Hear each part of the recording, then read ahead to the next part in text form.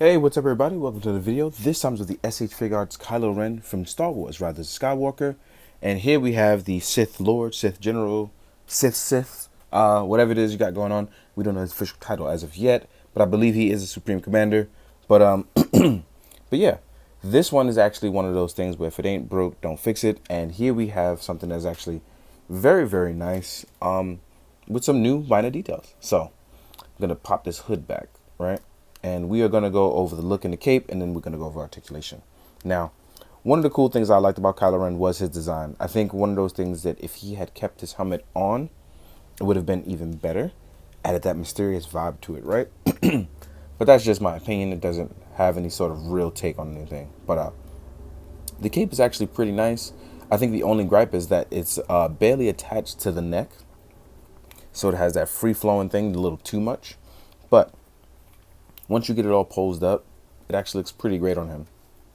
Because as you can see here, it does a great job of just sitting here on the figure.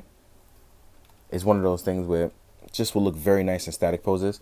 And it's wired pretty well to the point where, like I said, if it just didn't sit on the neck and sat on the shoulders a little better, you'd actually have a really great look. When you rotate this hood on, it looks big and it looks flimsy and it comes right over his head. It's an easy way to actually have him pretty distracted and beat him in a fight. But once you modify and fix that and really get this cape flowing, you actually can get a really good, decent pose out of it. These are just some quick poses, but as you can see here, it is wired so well that it actually has a very good look pose-wise on him. And I like that a lot. Now, with that being said, we're going to jump into the articulation and look on the new helmet.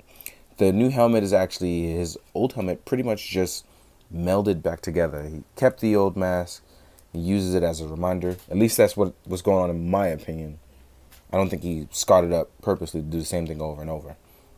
The head can go up, go down, tilt left and right. As you can see here, there's also going to be this small gap in the neck area. That small gap is basically where the cloth goods come into the neck, and it is removable in case you want to remove it, and I'll go over that in a little second. The arms go up about this far. Actually, they rotate all the way around. There's a beautiful butterfly joint that allows for better articulation.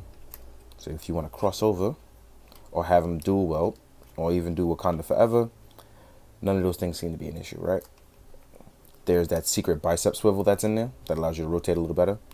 As far as the waist articulation goes, you get that Street Fighter swivel here at the waist. You have a holster part for his lightsaber. So when you want to holster that, voila, looks good. This is still soft plastic and it's cut into 3 parts. I really wish it was cut into 4 in the back. That way you have a much better seam line of articulation, just looks better.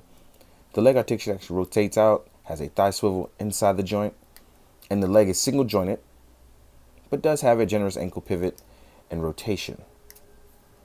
So that way when you want to pose him up, get him doing his crazy crouching stances, or I forgot what his pose style is. I read on it too, and I just forgot it right here. But as you can see here, no problems posing him up. I've posed him up very easy. It's very static. The cape holds phenomenally. And these are kind of the things that I like, that it's a very good step in the right direction. So hopefully I can just capture these dramatic poses in photos, make them look just as good. So let's sit you here, have you standing up. The alternative head looks just as good as it previously did. Now it has the scar. The face looks a little fat, but I think that's the way Adam Driver's face actually looks, especially with the long hair. So, you know, it's pretty good. Now again, voila, all that comes out very easily. And then you can just, whoop. You can actually add the cloth cape still in there too as well. And this is one of those things where just having him stand straight up look pretty good. This is his just unmasked look. It actually looks just as good. Excuse me. Looks just as good as it previously did. And it's one of those things where you don't have to make a custom anymore or buy 3 of them. But at this point, you've probably bought them all. But if you're Star Wars diehard, guess it would make sense. But even this guy just looks really good, posed up, looking pretty nice in poses. Basic stuff, but it just goes a long way. Now, as far as hands, what you get with him and the other accessories, you have your open false palms. Use the force. Or if you want to attach some force light into that, That's totally fine too. You have helmet holding hands. These are very important for those of you who do those good portrait shots. Or you could use these as choke hands, depending on kind of chokehold you want to get, because you guys get that arm extension. You have lightsaber holding hands. Fantastic. That little open actually allows it to be a little trigger finger as well. And you have relaxed open palms. These can also be used to hold certain items as well, so keep that in mind. You also get the saber, not in use, that also attaches to the side. So voila, you have that. Then you have one when it's not lit at all that can be held in the hand, like as if he was gifting it. Then you have his lightsaber, which is pretty nice. I don't know what it is with sound effects me lately. Maybe I just feel like a big kid again, but I'm enjoying it. Now this one is actually darker than the previous iteration, which is much lighter. This one is a much darker lightsaber in this case.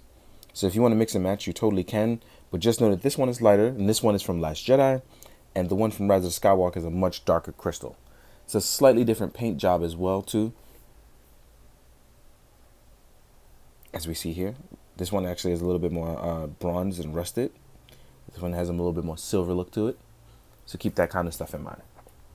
Now what I'm going to do is, I'm going to swap the head back on, but I'm not going to put the cloth back on as it gets in the way. I am going to compare him to some other figures, first of all, mostly Star Wars stuff, and then compare him to some other lines, so you can kind of get a glimpse of what you're getting into. Voila. So here's Kylo next to Rey. Let's tilt that head up a little more. Voila. Here is Kylo next to, you know, his uncle. Well, not his uncle, but you know what I mean.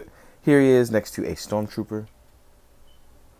And here he is next to an SHF Sith trooper. So we get a look at how all these guys look together for the most part. Looks great, honestly. I think the Sith trooper's neck, though, needs some improvement. And I'll get into that into another video. Next up, for the next comparison, we have my main man, Chewie. Chewie's the homie. I've always loved Chewie.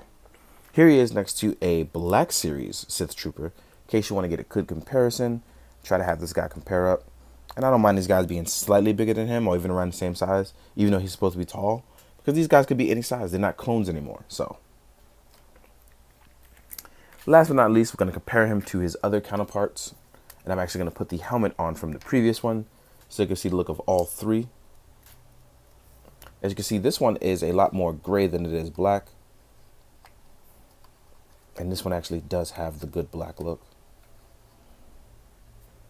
And here he is from the first movie with the soft goods swap from the Black Series. And you can see he kind of just abandoned that look altogether. But they all stayed around the same size, which is pretty good. What else was there? Oh, we're going to compare him to his Black Series version, which is much taller, considerably taller. But Black Series is 6-inch and not 1/12 scale. And that's fine too. And then we have him next to the Mando from Black Series. So voila. Now we're going to try with some other lines, see where we get. Kind of cross it up a little bit.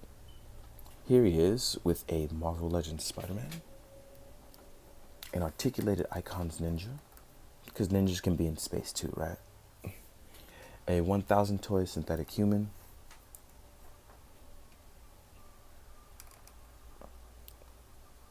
Ooh, let's fix those legs. There we go.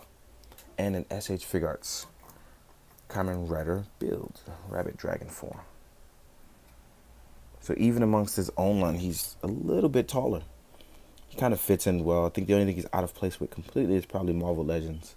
But that can easily be fixed with some Force perspective stuff. Then we have the Lightning Collection Hasbro Power Rangers. So here's a Black Ranger. We have a Mexico Toys Gomez, who my cat took from me the other day. So he's a little dusty. And we have a Mythic Legions Balam. Voila. I think that about covers most stuff that you kind of want to see. You can get a glimpse of what we're going on here. it's pretty much one of those things where the more I played with the Kylo Ren look, the more I kind of enjoyed it. I think the figure actually is fantastic. I think the cape on it, outside of sitting on the neck and the hood being too big, is actually fantastic. If you're not going to use the hood, I'd suggest you drape it back and have that nice flowy look.